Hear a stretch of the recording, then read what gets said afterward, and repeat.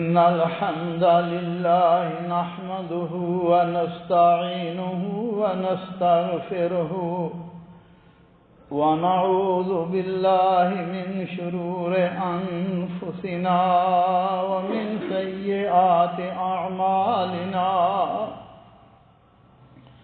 من يهده الله فلا مضل له ومن يضلله فلا هادي له وأشهد أن لا إله إلا الله وحده لا شريك له وأشهد أن محمدا عبده ورسوله اللهم صل على محمد وعلى آله وأصحابه وبارك وسلم تسليما كثيرا كثيرا. أعوذ بالله السميع العليم من الشيطان الرجيم من همزه ونفخه ونفسه. بسم الله الرحمن الرحيم. ولله ملك السماوات والأرض والله على كل شيء قدير. إن في خلق السماوات والأرض واختلاف الليل والنهار لآيات لأولي الألباب.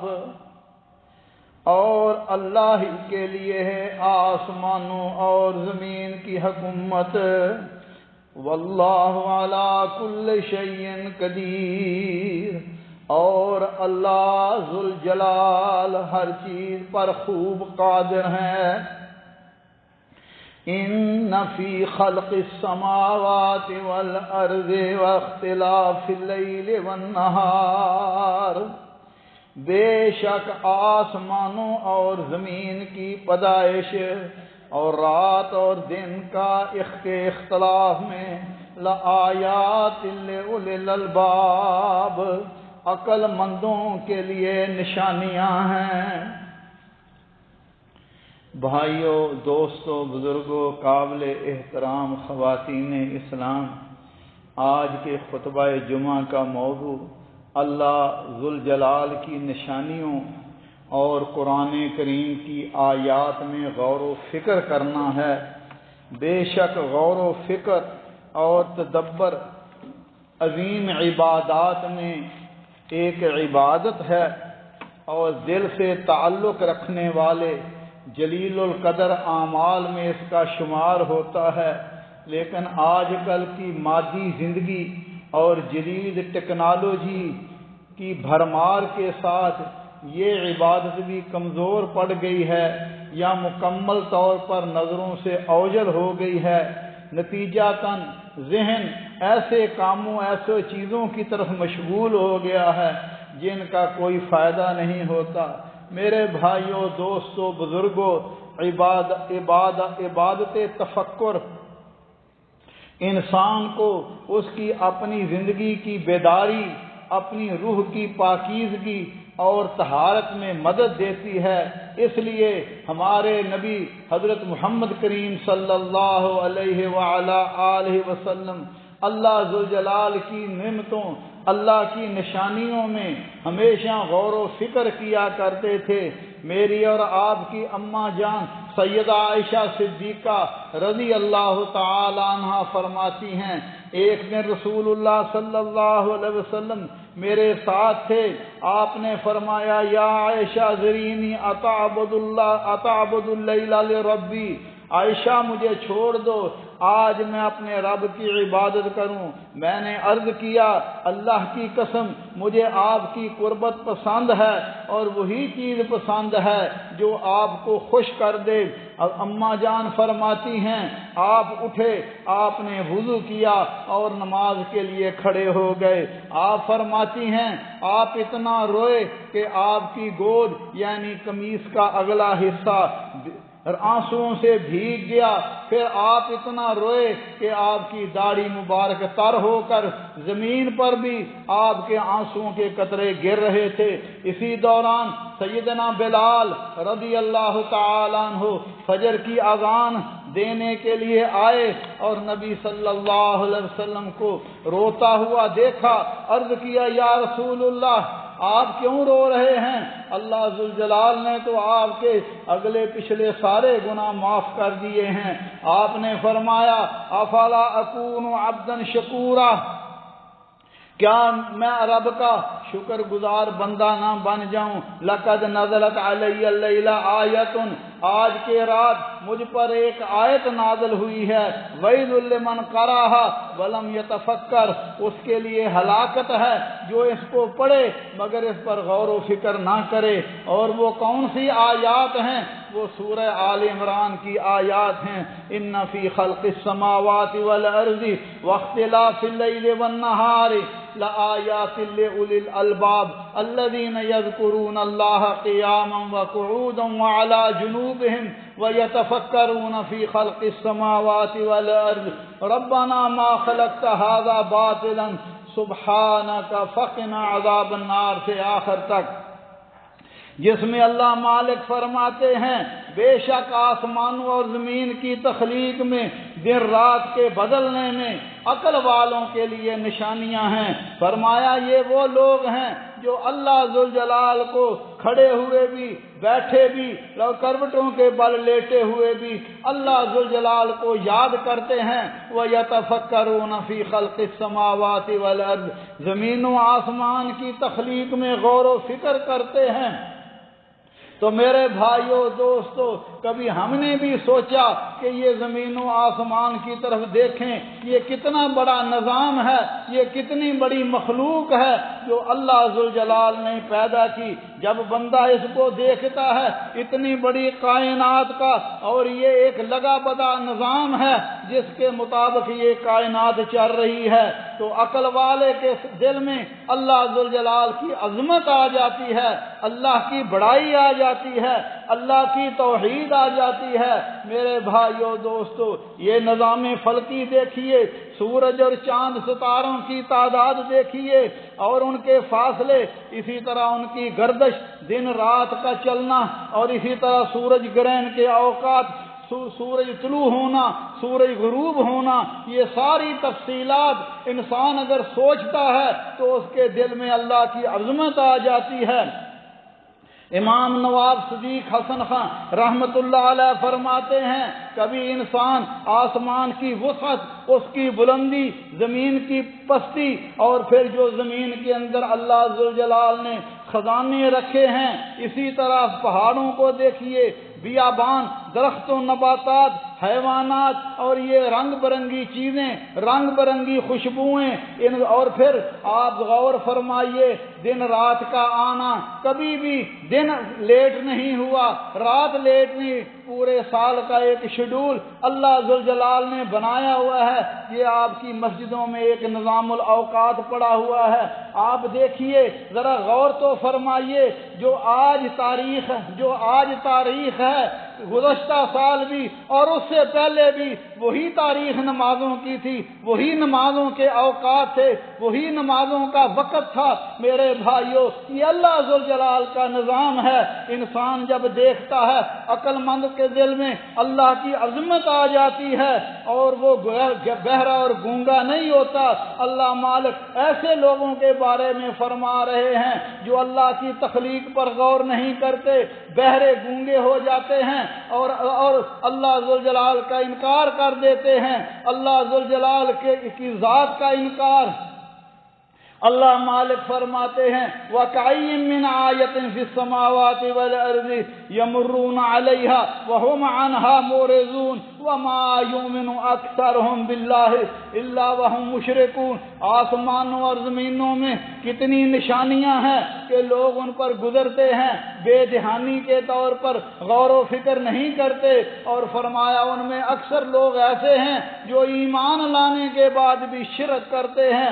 اور مومنوں کا حال بتلایا، ہر حال میں وہ کھڑے ہوئے بھی، بیٹھے ہوئے بھی، لیٹے ہوئے بھی اللہ ذوالجلال کو یاد کرتے ہیں، اللہ کی مخلوقات پر غور کرتے ہیں۔ قرآن کریم کو پڑھیے، بار بار اللہ ذوالجلال اپنی پہچان کروا رہے ہیں۔ سورہ ملک آپ رات کو پڑھتے ہیں، سورہ ملک کے شروع میں فرمایا فرمایا ہم نے آسمان بنائے، پے در پے بنائے، فرجع البصر هل ترى من فطور ثم ارجع البصر کرتین ينقلب الیک البصر خاسئا وهو حسیر۔ فرمایا آسمان کو دیکھیے بغیر ستونوں کے، اللہ ذوالجلال نے اتنا بڑا آسمان بنایا ہے، اور پھر غور کیجئے اس میں آپ کو کوئی خلل نہیں نظر آئے گا، کوئی آپ کو شگاف نظر نہیں آئے گا۔ حضرت عبداللہ بن عتبہ فرماتے ہیں میں نے ام دردہ رضی اللہ تعالی عنہا سے پوچھا افضل عبادت کون سی ہے؟ فرمایا غور و فکر کرنا اور عبرت حاصل کرنا۔ اور حضرت عبداللہ ابن عباس فرماتے تھے جو بندہ 2 رکعت نماز غور و فکر کے ساتھ دل کو حاضر کر کے معانی پر غور کر کے پڑھ لے، فرمایا اس پوری رات کی عبادت سے بہتر ہے جس میں انسان کا دل حاضر نہ ہو، دل کہاں ہو، نماز کہاں پڑھ رہا ہے۔ اور امام شافعی رحمۃ اللہ علیہ فرماتے تھے استعینوا علی الکلام بالصمت، فرماتے تھے بات کرنے میں خاموشی سے مدد لو اور مسائل سمجھنے میں سوچو بچار سے مدد لو۔ اور سفیان بن عیینہ فرماتے تھے جب انسان میں سوچنے کی صلاحیت آ جائے وہ غور و فکر کرے، فرمایا ہر چیز سے عبرت حاصل کرتا ہے، ہر چیز سے اسے نصیحت ملتی ہے۔ لیکن ہمارا کیا حال ہے؟ اللہ ہمارے حال پر رحم فرمائے۔ جیسا میں نے عرض کیا یہ سورج اور چاند کبھی بھی نہیں ہوا، چاند کا جو ٹائم اللہ نے بنایا ہے، سورج کا جو وقت اللہ نے بنایا ہے وہ لیٹ ہو جائے، فرمایا للشمس ينبغي لها ان تدرك القمر ولا الليل سابق النهار وكل في فلك يسبحون۔ فرمایا سورج کے لیے ممکن نہیں ہے کہ وہ چاند تک پہنچ جائے، یعنی چاند کے پاس سورج کے بعد چاند لیٹ نکل آئے، فرمایا چاند کے ختم ہونے کے بعد سورج لیٹ آ جائے، فرمایا ہر چیز اپنے اپنے مدار میں ہوئی ہے۔ اور انسان اللہ کی نعمتوں پر غور کرے، فرمایا وہ اللہ ذوالجلال جس نے زمین کو پھیلایا، اس میں پہاڑ بنائے، ندی نالے بنائے، پھلوں کے جوڑے بنائے، فرمایا ان فی ذلک لآیات لقوم یتفکرون، اس میں ان لوگوں کے لیے نشانیاں ہیں جو عقل والے ہیں، غور و فکر کرتے ہیں۔ اور رسول اللہ صلی اللہ علیہ وسلم کا یہ حال تھا۔ صحابی فرماتے ہیں رات کو آپ نماز کے لیے کھڑے ہوئے، میں بھی آپ کے ساتھ کھڑا ہوا، آپ نے سورہ بقرہ کی تلاوت کی، 100 آیتیں پڑھی، میں نے سمجھا کہ آپ رکوع کریں گے، مگر آپ نے بقرہ مکمل کرنے کے بعد سورہ آل عمران سورہ نساء پڑھنی شروع کر دی، پھر سورہ آل عمران پڑھی۔ جب آپ کسی آیت پر گزرتے جس میں اللہ کی تسبیح ہے وہاں اللہ کی تسبیح بیان کرتے، جہاں عذاب کا ذکر تھا وہاں عذاب سے پناہ مانگتے۔ اور میرے بھائیوں اسی طرح آپ نے اتنا ہی رکوع کیا۔ یہ رسول اللہ صلی اللہ علیہ وسلم کی نماز ہے۔ آپ نماز کو لمبا پڑھتے، سوچ سمجھ کر پڑھتے، آرام سے پڑھتے، اعتدال کے ساتھ پڑھتے۔ اللہ ذوالجلال ہمارے حال پر بھی رحم فرمائے، اللہ ذوالجلال ہمیں بھی سوچ عطا فرمائے۔ جو بندہ سوچتا ہے اللہ ذوالجلال اس کے لیے علم کے دروازے، رہنمائی کے دروازے، نور کے دروازے کھول دیتے ہیں۔ اقول قولی ھذا واستغفر اللہ لی ولکم ولسائر المسلمین من کل ذنب فاستغفروہ انہ هو الغفور۔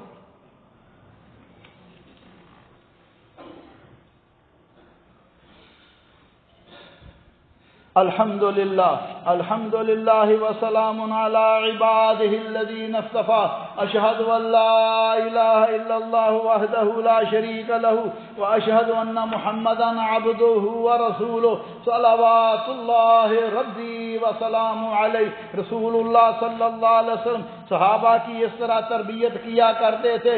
سیدنا ابو ذر فرماتے ہیں آپ نے ایک دن پوچھا تمہیں پتہ ہے کہ یہ سورج کہاں جاتا ہے؟ میں نے عرض کیا اللہ اور اللہ کے رسول ہی بہتر جانتے ہیں۔ فرمایا سورج جاتا ہے یہاں تک کہ اللہ ذوالجلال کے عرش کے نیچے سجدہ کرتا ہے، اجازت مانگتا ہے، اسے اجازت دی جاتی ہے۔ فرمایا ایک وقت آئے گا قریب ہے جب وہ سجدہ کرنے لگے، سجدہ قبول نہ کیا جائے، اسے کہا جائے کہ جہاں سے تم آیا ہے وہیں واپس چلا جا۔ فرمایا پھر سورج مغرب سے طلوع ہوگا اور یہ قیامت کی نشانیاں ہیں۔ اسی طرح سیدنا جریر بن عبداللہ بجلی فرماتے ہیں ہم نبی صلی اللہ علیہ وسلم کے پاس سے بیٹھے ہوئے تھے اور چاندنی رات تھی، آپ نے فرمایا کیا تم جانتے ہو تم اپنے رب کو اس طرح دیکھو گے جس طرح اس چاند کو دیکھ رہے ہو، اور فرمایا اس میں کوئی تمہیں دقت نہیں ہوگی، تم اللہ ذوالجلال کو دیکھو گے، اور فرمایا اگر تم کر سکتے ہو تو فجر کی نماز اور غروب آفتاب سے پہلے عصر کی نماز تم سے نہ چھوٹے، اسے ضرور پڑھنا چاہیے۔ اور آپ نے فرمایا وَسَبِّحْ بِحَمْدِ رَبِّكَ قَبْلَ طُلُوعِ الشَّمْسِ وَقَبْلَ غُرُوبِهَا، اپنے رب کی تعریف کرو، تسبیح بیان کرو سورج کے طلوع ہونے سے پہلے اور غروب ہونے سے پہلے۔ میرے بھائیو دوستو، عقل مند آدمی وہ ہے جو ہر چیز کو دیکھے، اس سے عبرت حاصل کرے، غور و فکر کرے۔ تفکر کی شکلوں میں یہ ہے کہ انسان گزرے ہوئے حالات کو بھی دیکھے کہ کس طرح دنیا کا نظام تیزی کے ساتھ چل رہا ہے، واقعات حالات بدل رہے ہیں، اور آخرت کے آنے اور دائمی زندگی پر غور و فکر کرے، اور یاد رکھے کہ اللہ ذوالجلال کا وعدہ سچا ہے۔ وعد اللہ لا یخلف اللہ وعدہ ولکن اکثر الناس لا یعلمون۔ فرمایا اللہ کا وعدہ سچا ہے اور یہ دنیا عارضی ہے۔ دنیا میں تو بعض لوگ بڑے ہوشیار ہوتے ہیں، سمجھدار ہوتے ہیں، لیکن میرے بھائیو یہ دنیا کا فائدہ عارضی فائدہ ہے، یہ آخر ختم ہو جائے گا، لیکن آخرت کے مقابلے میں کبھی انہوں نے سوچا ہی نہیں، کبھی غور و فکر ہی نہیں کیا، اور غافل دنیا کے پیچھے اپنی آخرت کو تباہ و برباد کر لیتے ہیں۔ حالانکہ مومن دنیا میں رہتے ہوئے اپنی آخرت کو بناتا ہے۔ میرے اور آپ کے رسول سید الاولین والآخرین حبیب رب العالمین کی یہ حالت تھی۔ حضرت ابن عباس فرماتے ہیں ایک دن حضرت عمر رضی اللہ تعالیٰ عنہ رسول اللہ صلی اللہ علیہ وسلم کی خدمت میں تشریف لائے۔ آپ ایک چٹائی پر آرام فرما رہے تھے اور چٹائی کے نشان آپ کے جسم اطہر پر نظر آ رہے تھے۔ سیدنا عمر نے فرمایا یا رسول اللہ کاش آپ کوئی نرم بستر استعمال کرتے۔ فرمایا یا عمر مالی وللدنیا ومالی وللدنیا، عمر میرا دنیا کے ساتھ کیا تعلق ہے؟ فرمایا میرا دنیا کے ساتھ کیا تعلق ہے؟ آپ نے فرمایا والذی نفسی بیدہ، میری مثال دنیا کے ساتھ ایسی ہے جیسے کوئی سوار جو گرم دن میں کسی سفر میں ہو، درخت کے نیچے سائے کے نیچے آرام کر لے۔ فرمایا ثم راہا و ترکا، پھر اس کو چھوڑ دیا، آگے بڑھ گیا۔ یہ دنیا عارضی اور فانی ہے، اس لیے آپ صلی اللہ علیہ وسلم صحابہ کو نصیحت کیا کرتے تھے اکثر ذکر حاضن لذات الموت، جو لذتوں کو توڑنے والی موت ہے اس کو کثرت سے یاد کیا کرو، اور صحابہ کی تربیت ہی طرح فرمایا کرتے تھے۔ اللہ ذوالجلال ہمیں بھی آخرت کو فکر کرنے اور دنیا میں رہتے ہوئے عبرتیں حاصل کرنے کی توفیق عطا فرمائے۔ انسان کو سوچنا چاہیے یہ کیا تھا؟ یہ پانی کا ایک بلبلہ تھا، پانی کا ایک قطرہ تھا، اللہ نے دنیا میں سے بھیجا۔ کس لیے دنیا میں بھیجا؟ دنیا میں کھانے پینے کے لیے، اپنی منمانی کرنے کے لیے نہیں بھائی۔ وما خلقت الجن والانس الا لیعبدون، ہم نے جنوں اور انسانوں کو اپنی عبادت کے لیے، اپنی اطاعت کے لیے، اپنے احکام پر عمل کرنے کے لیے بھیجا ہے۔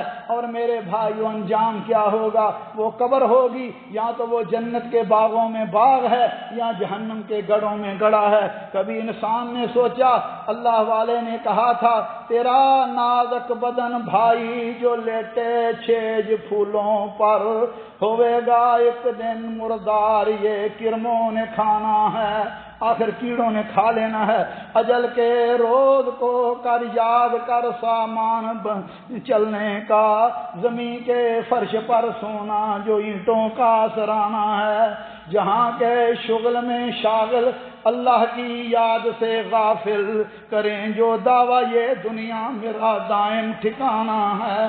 یہ ہمارا ٹھکانہ کسی کا نہیں ہے، جو آیا ہے اور اس نے چلے جا ہے۔ کہاں وہ ماہ کنعانی، کہاں تخت سلیمانی، گئے سب چھوڑیے فانی، اگر نادان و دانا ہے۔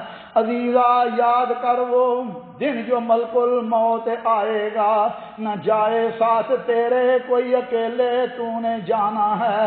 نظر کر اپنے خیشوں میں اپنے عزیز و رشتہ داروں کو دیکھیے، کون آپ کے ساتھ جائے گا؟ نظر کرے اپنے خیشوں میں جو ساتھی کون ہے تیرا، انہوں نے اپنے ہاتھوں سے اکیلے کو دبانا ہے۔ اللہ ہمیں سوچ و فکر عطا فرمائے، سوچنے کی توفیق عطا فرمائے۔ ربنا ظلمنا انفسنا وان لم تغفر لنا وترحمنا لنكونن من الخاسرين۔ اللهم انك عفو تحب العفو فاعف عنا۔ اللهم فاطر السماوات والارض انت ولينا في الدنيا والاخره۔ اللهم توفنا مسلمین والحقنا بالصالحین۔ یا اللہ ہمیں بھی ہمارے بیماروں کو شفائے کاملہ عاجلہ عطا فرما، ایسی پیاری صحت عطا فرما کہ اس کے بعد بیماری نہ رہے۔ شعیب بیمار ہیں ہماری بہن، ان کے لیے دعا فرمائے، اللہ انہیں شفائے کاملہ عاجلہ عطا فرمائے۔ کل میرے برادر نسبتی محترم عبد المنان ناگی صاحب کا گجرانوالہ میں انتقال ہو گیا ہے۔ نیک آدمی تھے، صالح آدمی تھے، بے ضرر آدمی تھے۔ دعا فرمائے اللہ ذوالجلال ان کی اگلی منزلیں آسان فرمائے، جنت الفردوس میں انہیں مقام عطا فرمائے، اہل خانہ کو صبر جمیل عطا فرمائے۔ یا اللہ ہمارے جتنے بھی بزرگ بھائی دنیا سے چلے گئے ہیں، اللہ سب کی مغفرت فرما، اللہ سب کی قبروں کو جنت کے باغ بنا۔ اقول قولی ھذا واستغفر اللہ لی ولکم ولسائر المسلمین من کل ذنب فاستغفروہ انہ ھو الغفور الرحیم۔